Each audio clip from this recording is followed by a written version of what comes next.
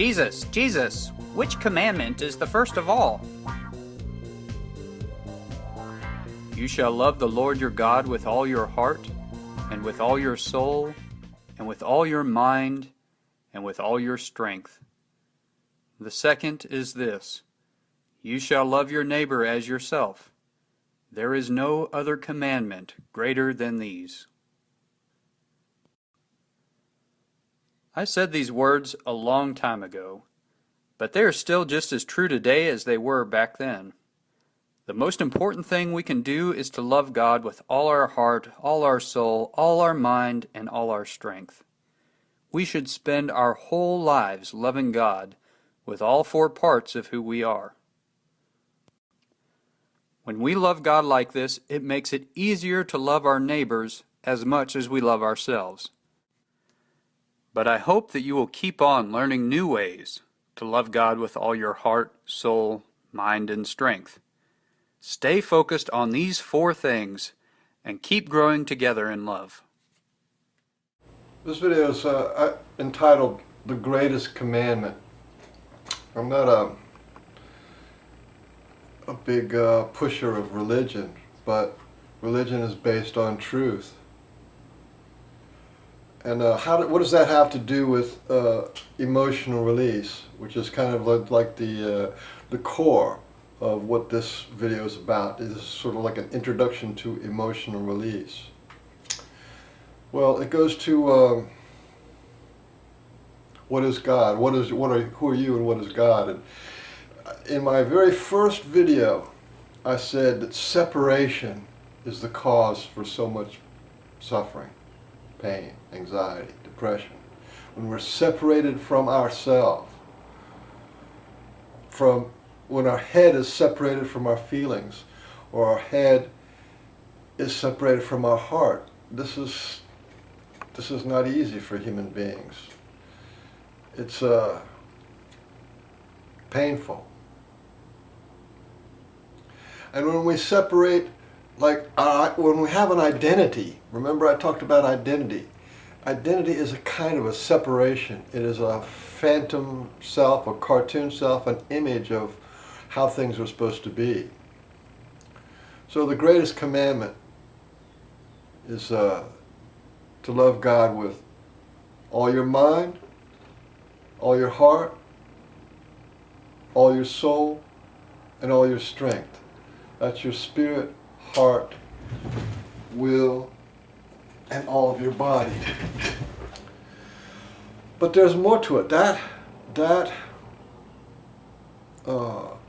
That great commandment, and then to love your neighbors as you love yourself. But how can you love your neighbors if you don't love yourself? That's the loop. So what is God? Well, God is actually life and love. God is love, and God is life. The God of life. God is love, and God created life. So life and love is God. And God is life and love. This seems pretty simple, but we don't realize it, don't understand how that works. And we put God outside of ourselves, so the life and the love and everything's out there. But you feel life, you're alive now, and you feel love. If you feel love, you feel it inside of you. So the life inside of you and the love inside of you is God. That's God. Not outside, inside. And so, life and love in the mind is God. Life and love in the heart is God. Life and love in your soul is God. And life and love in your body is God. These are the four faces of God, and they're also your four faces.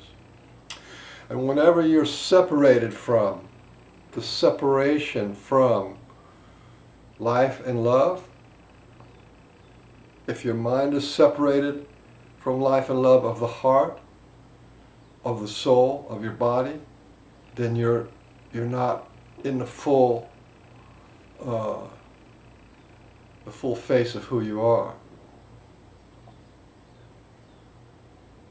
So, your whole mind, your whole heart, your whole soul, and your whole body. And I'm calling the soul the will, emotional body, soul, deep feminine, your inner child.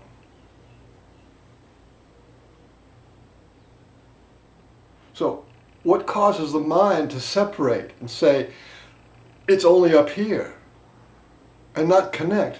People don't feel their heart or feel their emotions, and they don't hear. The heart doesn't speak with words, and the soul doesn't speak with words, and the body doesn't speak with words. They speak with feelings. They speak with needs, and they speak with desires, and they speak with love for you. And so there's this disconnect where we're disconnected from our heart, from our soul, from our bodies. And what causes that disconnect? What causes that disconnect is traumas. It's thoughts in your head are electric, and feelings are magnetic.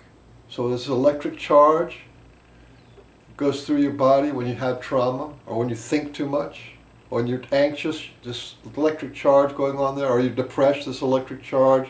You can't feel your soul, you can't feel your heart. That electric charge creates a separation, a gap. So you're not in your whole head, you're in your whole head, but you're not in your whole heart, and you're not in your whole soul, and you're not in your whole body. And this separation over time is devastating. We live in kind of like a cartoon world where people are all just in their head, and nothing is done from the head accessing the feelings of the heart, from the head accessing the feelings of the will, of the soul, and from the head accessing what is important to the body. And the second greatest commandment is to love your neighbors as you love yourself. So here we are in our mind, and our neighbors inside of our body, our neighbors are our heart and our soul and our body. And we just love our head, we just love our thoughts, our identity, our self. This is what we call self. And we don't love our heart and our soul and our body. And it's because of charge separation.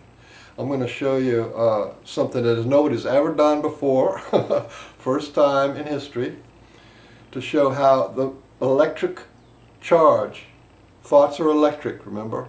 So you can see the neurons are fired, they're little electric charges, the nerves in your body are all electric chemicals, and electric chemicals that go through there. The electric charge, when it builds up, it causes separation. And this is the way the whole universe works, charge separation.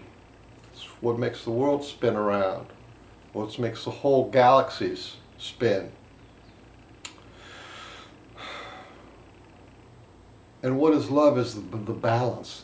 The balance, when there's a balance of life and love in your head, and a balance of life and love in your heart, and a balance of life and love in your soul, and a balance of life and love in your body. That balance of the thoughts and the feelings, the balance of the electric and the magnetic inside of you is what blossoms into life and love. And that is, when that is right, there's a God present there. That's God's manifestation. So our deal is to come from being only listening to the words and the vibrations and the thoughts, those electric charges that go along in our head all the time, and change that to loving intent, acceptance, and acceptance and forgiveness, and reconnecting to all these four parts. You do that, and that's the first commandment, and the second commandment. I'm saying this because as teachers, people who are teachers, you're going to be most of your people who you're going to be doing your workshops with, they're going to be Christians and or Muslims or whatever. But this commandment is kind of universal, good for everybody. But everything that has been taught with language lessons of the heart has roots to scriptures. None of it. None of it is like airy-fairy out there. All is rooted in scriptures. And you may need to know a certain amount of scriptures to be able to tie it together. And this is a good one. So this this video is from the Electric Universe Conference 2015. And I want you to understand how a little tiny charge separation, how powerful that is. We don't really understand how powerful our thoughts are and what that does to ourselves when we're in our mind and we're in our thoughts all the time, or we're in our fear, or we're in our anger, or in our rage. We don't understand what that does or how powerful that actually is. And so I'm going to show it to you through electrical engineering, the actual physics of how charge separation happens.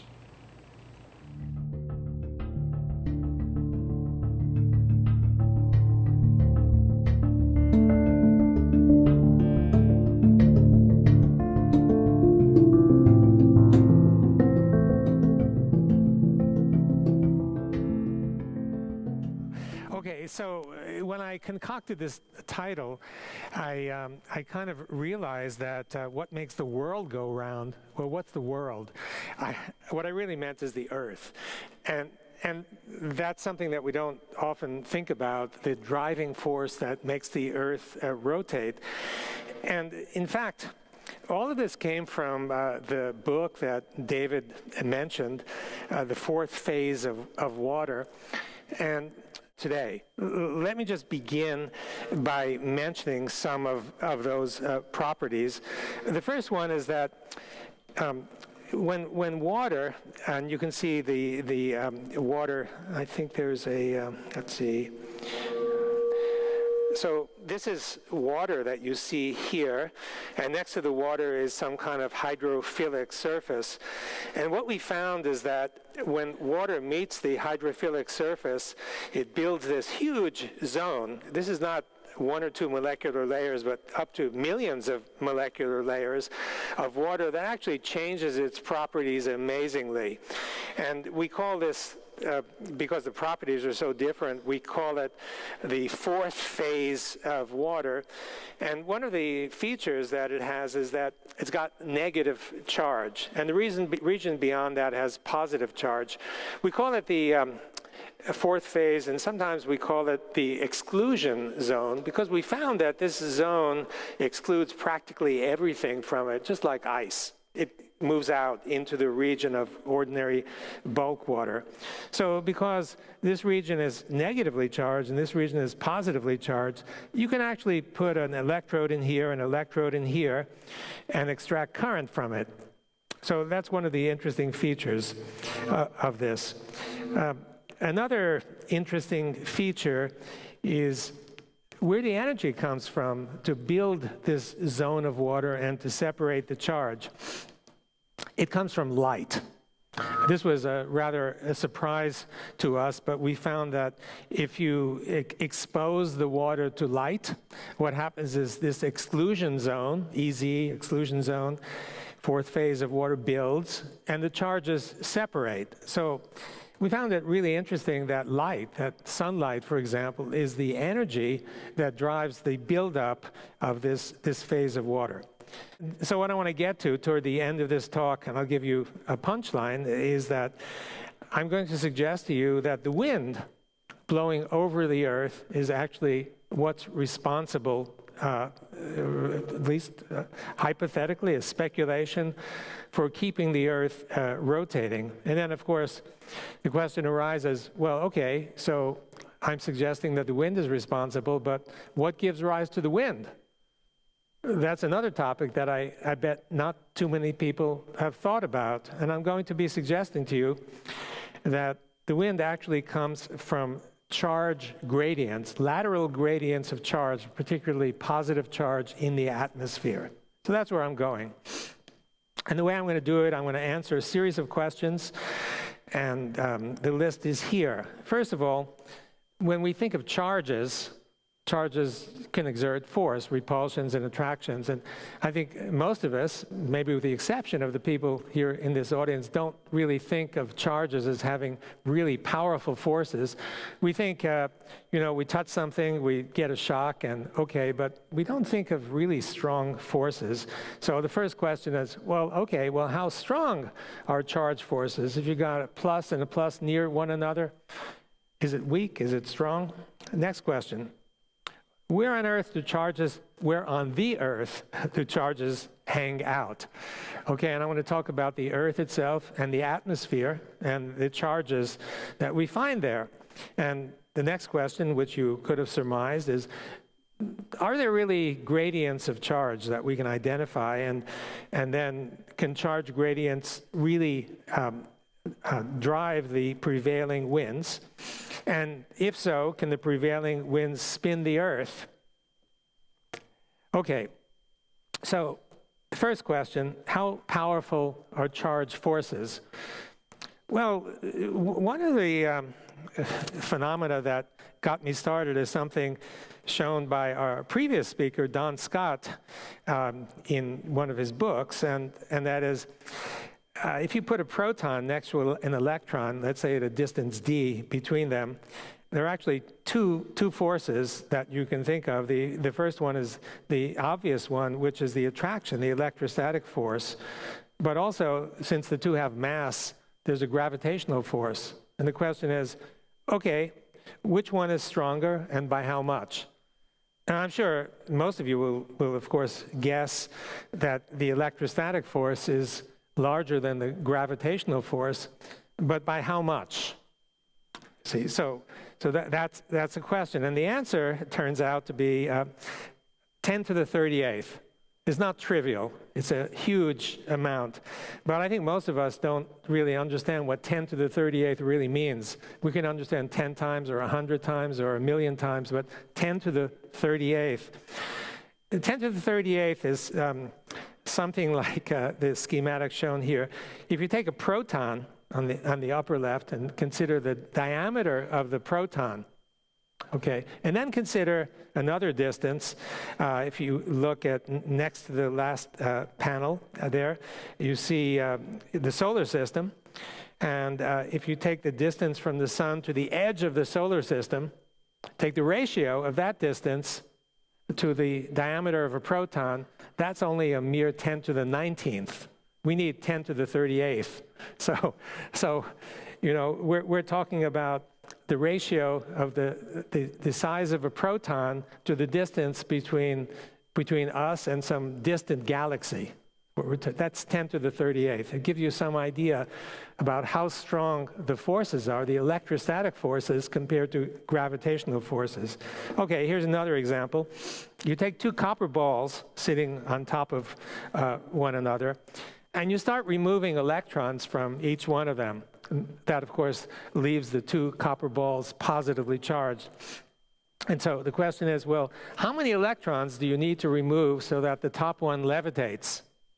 Okay, and I don't know, maybe you know the answer to that. It turns out the answer is 1 in 10 to the 7th. In other words, only 1 in 10 million, approximately, electrons need to be removed so that this ball, because of repulsion, starts levitating, a really small force.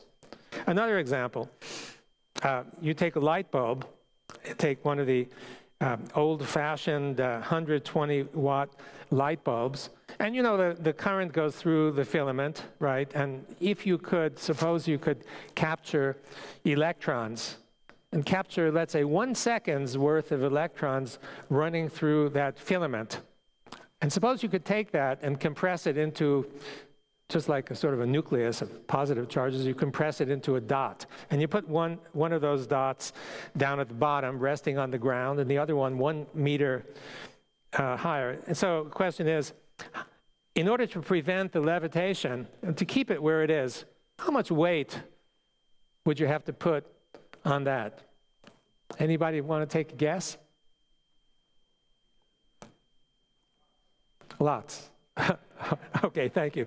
Okay, the answer is 50,000 fully loaded garbage trucks. I would have shown jumbo jets, actually, there are 5,000 fully loaded 747s, but my son, the artist, couldn't draw them. Okay, and here's finally, not to belabor the point, but it's an important point. Consider this. Suppose you're lying down and somebody is lying or suspended, let's say 1 meter above you, okay? And you remove 1% of her, she's got a lot of electrons and protons, you remove 1% of her electrons and 1% of the electrons of the person below. They're 1 meter apart. And of course, both of them become positively charged, so instead of coming together, which they might like, they're actually coming apart. And the same question, how much weight would you need to put on top of the upper person in order to prevent the levitation? I guess? Lots. Okay, how much is lots? Right, the Earth. The weight of the Earth. And this is not my calculation. You'll see it in Feynman's lectures. He calculated it. I guess he knows how to calculate. So in other words, the point of these somewhat repetitious slides is that charge forces can be astonishing. And if we don't take into account the force exerted by those charges, we're missing something, and probably we're missing something really important. Water. Here's another example. This one's kind of cool if you've seen it. This is well, you start with some beaker of water sitting on the top, and let me. So let's see. Yeah, so you start with the water, and then what happens is that the water divides into 2 columns, and the water drips into both. It passes through this ring, and it passes through this ring. By the way, this is called the Kelvin water dropper experiment done by Lord Kelvin. Okay, and the drips go through these, and these collect in this container, and these collect in this container. And what happens is that, well, you know, they drop into there, and after a while, the charge seems to build up in some way, and then you get a zap, you get a discharge between those 2 electrodes. It's audible, you can see it, it's really astonishing. And if you look, I mean, and even before the zap, if you stop the flow, these 2 containers will sustain charge. So one's got negative and one's got positive. And these charges can be amazing if you look at the drops falling into the beaker after a lot of water has gotten, not enough to discharge, but quite a bit. And it looks like this. So at the bottom is the cup. And you can see these traces. These traces are actually falling droplets of water. They should fall into the cup, but the cup has so much charge, and the falling droplet is the same charge, that they get repelled. You can see these traces going upward. So it means that the charge forces can easily defy gravity. So we're talking about really strong forces. Now the point is, substances can bear charge, and charge forces can be huge. So I've answered the first question, how powerful are charge forces? And the answer is much more than most of us think, extreme. Next question is, okay, where on the Earth do charges hang out?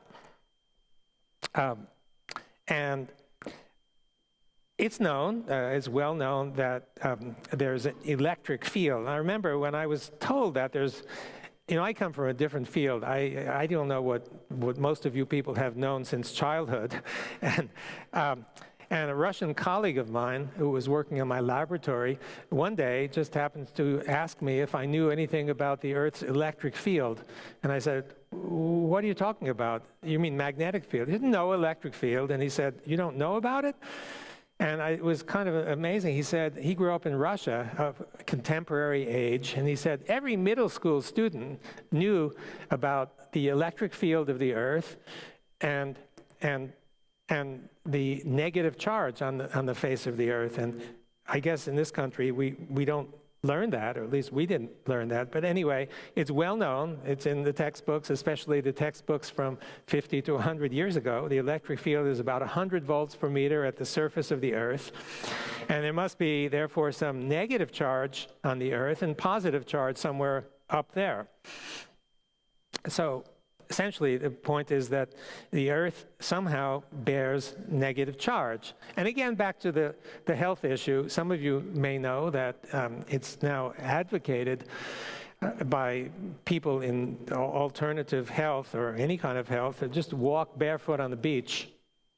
You know, if you walk barefoot on the beach, you're basically soaking up the electric charge, negative electric charge from the Earth, and you need that charge. The body needs negative electric charge to thrive. That's a different issue. I don't want to go into it.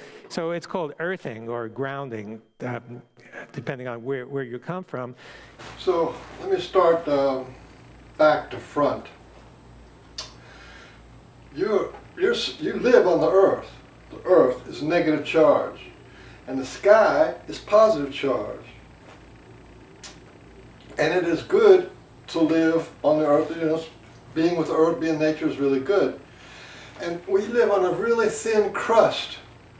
That little thin blue line that separates the negative of the Earth and the positive of the sun or the sky. But we also have that inside of us. Our thoughts have that positivity of the sky. And our feelings and body is the negative polarity of the Earth. So, to live in balance, thoughts and feelings must be balanced. The energy must be balanced. So, if the thoughts don't pass through the heart and pick up that neutral charge, and then responded to by your will, your emotional body, which is a negative charge, then everything will balance, and it'll balance in the heart. And that's what you want. What you don't want is when there's so much mind activity or so much damage in the heart, that damage in your will, that you can't actually balance that way, then you end up living in your head. Your head charges up your heart and your will, and it separates. And then we live in our head and we don't even acknowledge the input, the nonverbal input of our heart or our will or our body. We don't acknowledge that. And then we live only in a skewed reality. We don't have the fullness of who we are.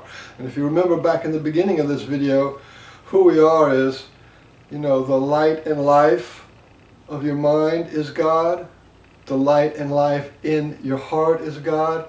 The light and life in your will is God. And the light and life in your body is God. So there's a disconnect. There's a lot of disconnect between that. A lot of heartlessness happens in the world because of that. And we are heartless to ourselves. Because when the thoughts charge up the emotions, they have to pass through the heart, and the heart shuts down. That is that one.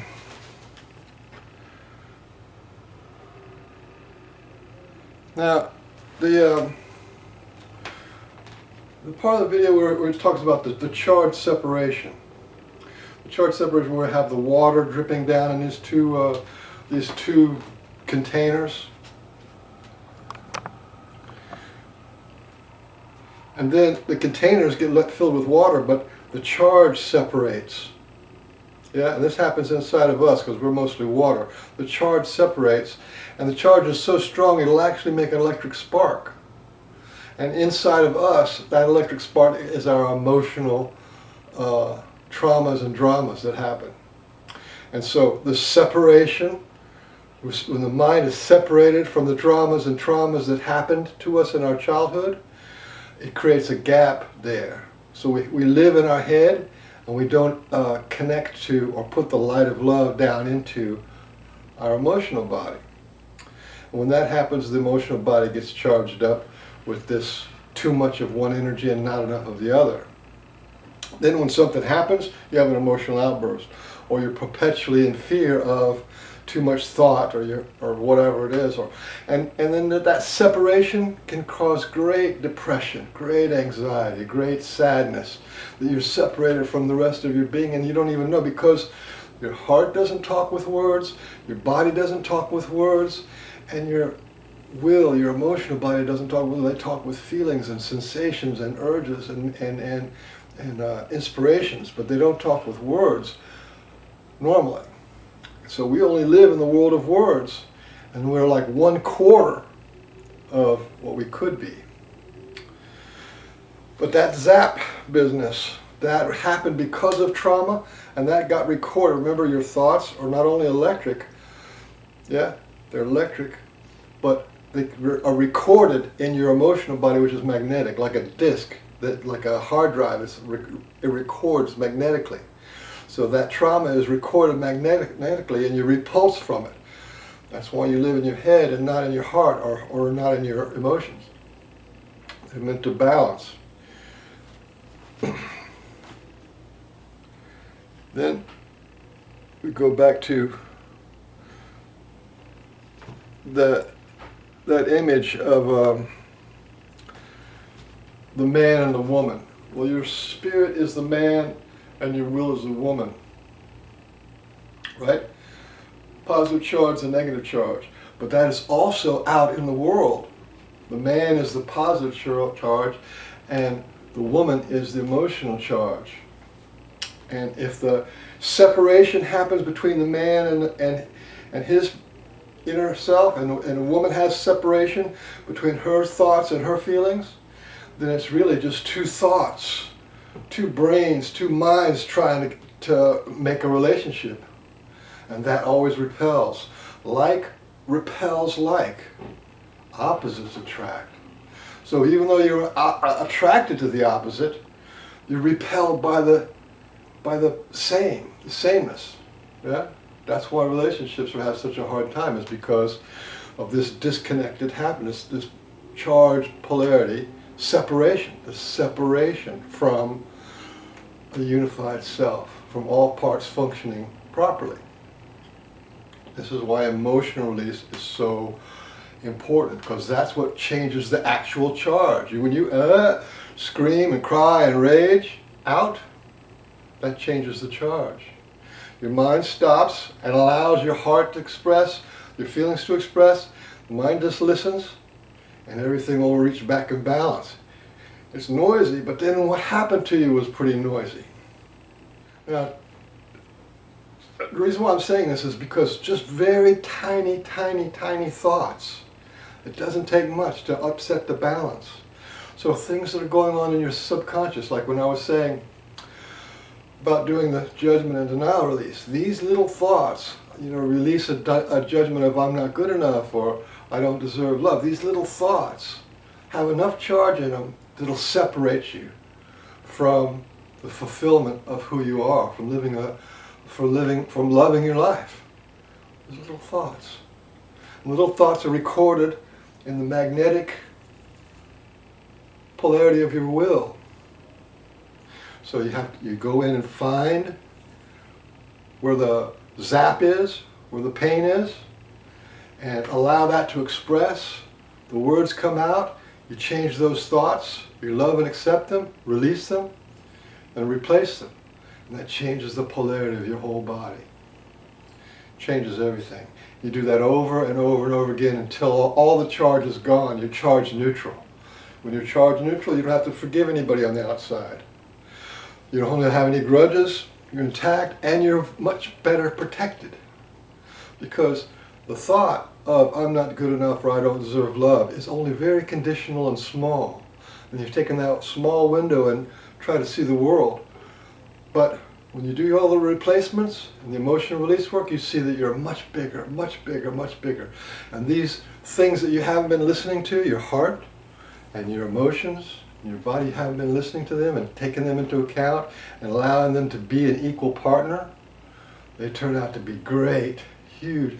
It is your, like I said, you're standing on the earth, your emotions connect you to the earth, connect you to the nature, connect you to all living things. How wonderful is that? And your heart connects you to the balance and all, the love and the life and all things. How amazing is that, to feel connected to everything and feel safe, natural, love. That's why you need to do emotional release work. That's why emotional release work is critical, because it resets the charge of your whole body and your history and your future and your friends and your family.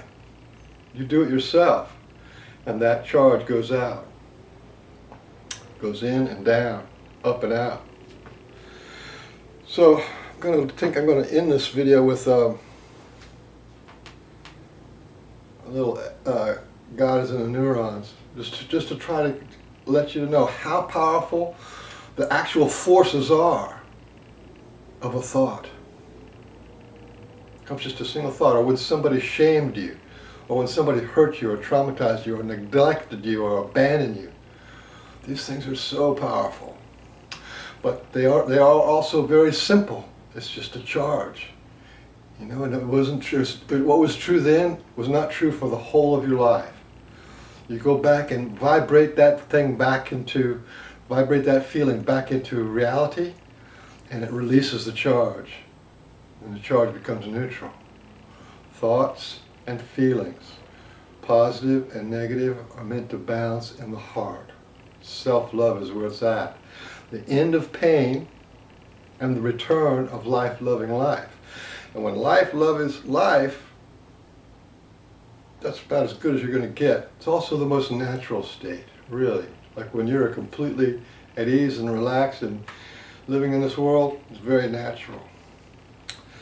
Like I said, I'm going to end with God is in the neurons, just a little clip of that, just so you can see, get in your mind that the electrical component of this emotional release work, and how thoughts are so powerful to your DNA, to your illnesses, to your struggles and strifes and your visions of the future and powers that you've lost. When we are self-aware, we can alter misplaced emotions because we control the thoughts that cause them. This is a neurochemical consequence of how memories become labeled and retrieved, and how they are restored through protein synthesis. Self-observing profoundly changes the way our brain works. It activates the self-regulating neocortical regions, which give us an incredible amount of control over our feelings.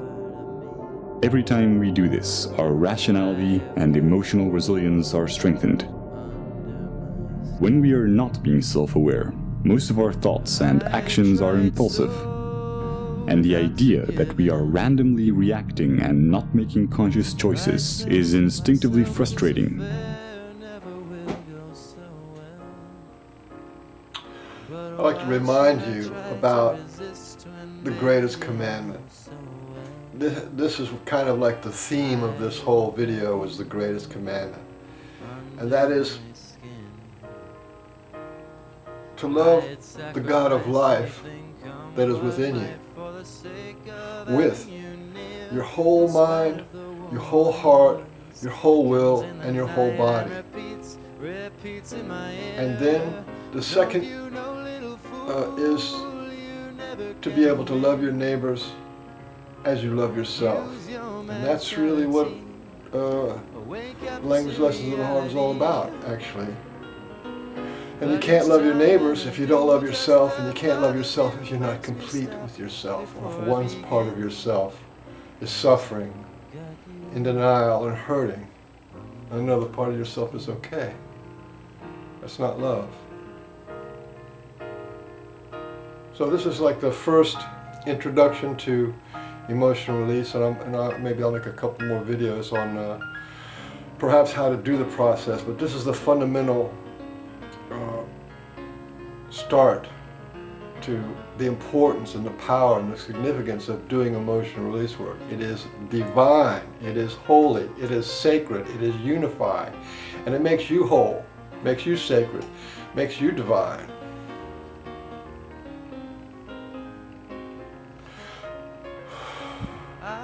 Sacrifice anything, come what might, for the sake of having you near. In spite of the warning voice that comes in the night and repeats how it yells in my ear. Don't you know, little fool, you never can win. Why not use your mentality? Step up, wake up to reality. But each time that I do, just the thought of you makes me stop before I begin.